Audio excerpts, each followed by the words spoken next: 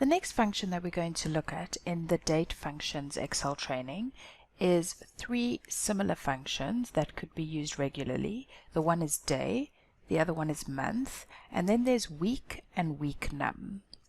You'll find this in the date functions workbook, the third sheet called day, month, week.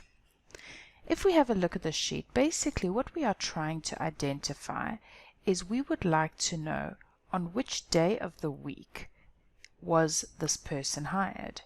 Keeping in mind, Excel is not going to bring you back a value of Monday, Tuesday, Wednesday, but instead will give you the number representing the day of the week. So a number from 1 to 7.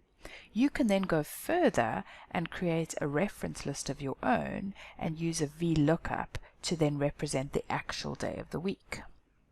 So if I type in equals day, it says it'll tell me that represents the day of the month, a number from 1 to 31.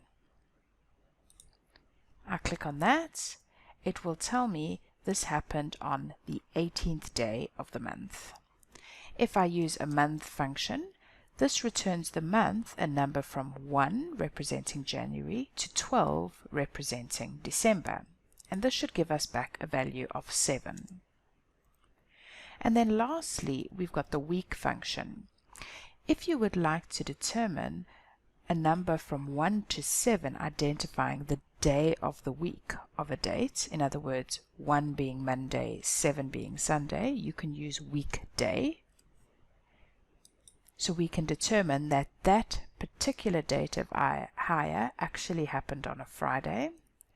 Or the other week functions is week num, which returns the week number in the year that this particular date falls in, which I know can be very useful in many accounting functions and formulas.